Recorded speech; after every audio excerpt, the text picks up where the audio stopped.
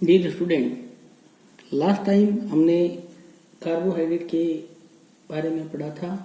आज हम आगे बढ़ते हैं मोनोसैकेराइड।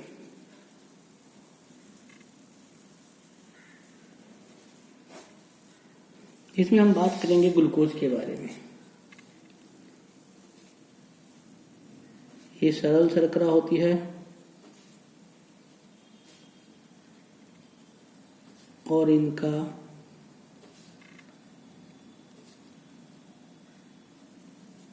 जल अपघटन नहीं होता है। कार्बोनिल समूह की प्रवृत्ति के आधार पर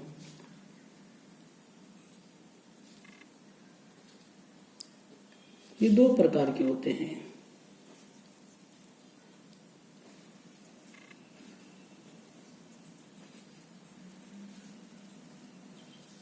इसमें पहला है एल्डोज।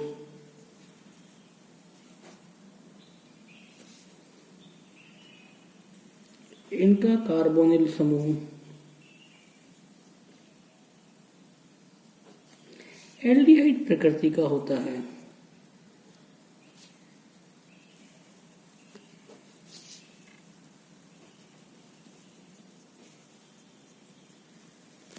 अर्थात ये पॉलीहाइड्रोक्सी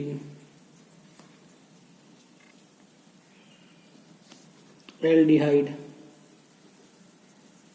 होते हैं।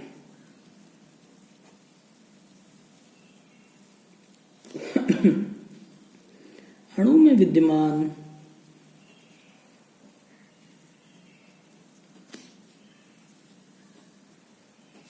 कार्बन परमाणुओं की संख्या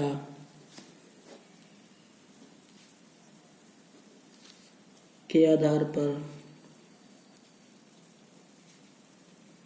ये ट्रायोज, टेट्रोज आदि होते हैं।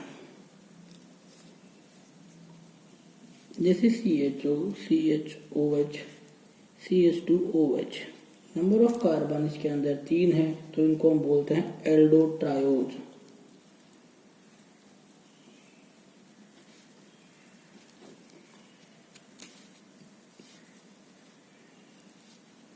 नंबर ऑफ कार्बन की संख्या यदि 4 होती है तो इनको बोलते हैं एल्डोटेट्रोज।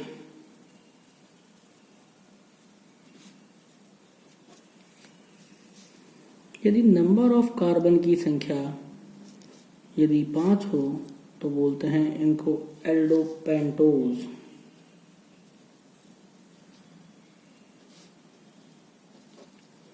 और यदि नंबर ऑफ कार्बन की संख्या 6 हो तो उन्हें बोलते हैं हम एल्डोहेक्सोज। इसी प्रकार कीटोजेज, इनमें कार्बोनिल समूह की प्रवृत्ति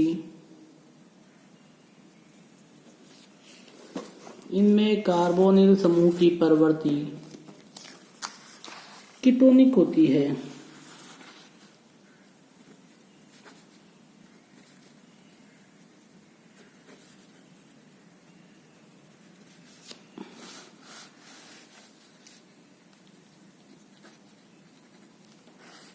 अर्थात ये पॉलीहाइड्रोक्सी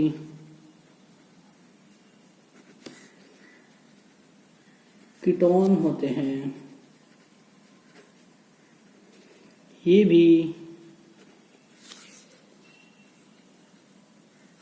कार्बन परमाणुओं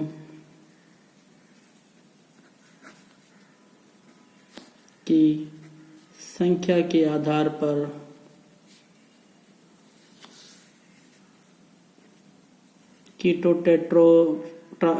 कीटोट्रायोज,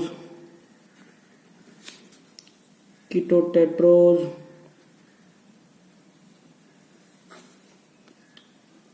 आदि होते हैं। इसके बाद हम बात करेंगे ग्लूकोज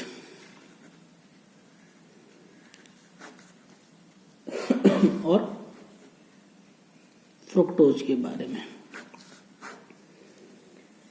हम सभी जानते हैं ग्लूकोज को डेक्सट्रोज, क्रेब शुगर या ब्लड शुगर भी कहा जाता है। ग्लूकोज को डेक्सट्रोज,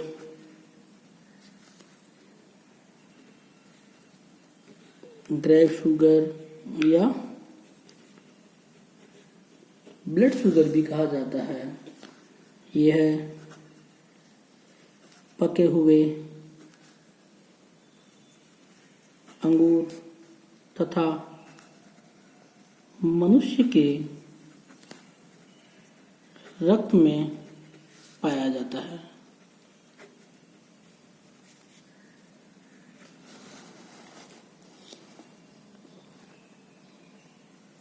यह मीठे फलों,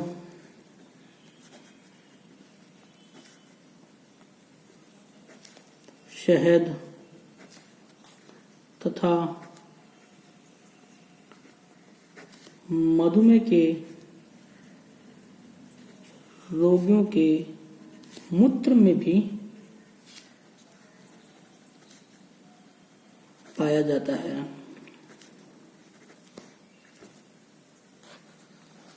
हम बात करेंगे विधियां, मेथड्स।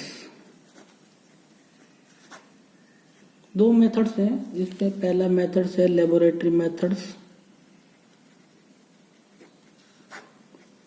Lab methods.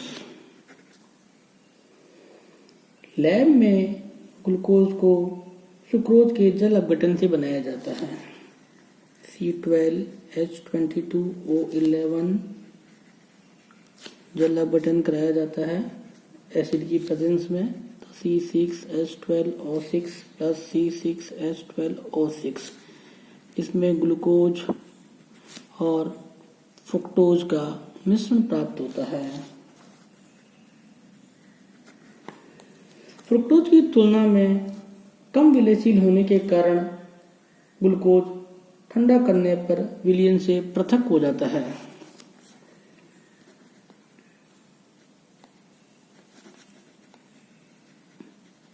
फ्रुक्टोज की तुलना में कम विलयशील होने के कारण यह ठंडा करने पर विलयन से पृथक हो जाता है।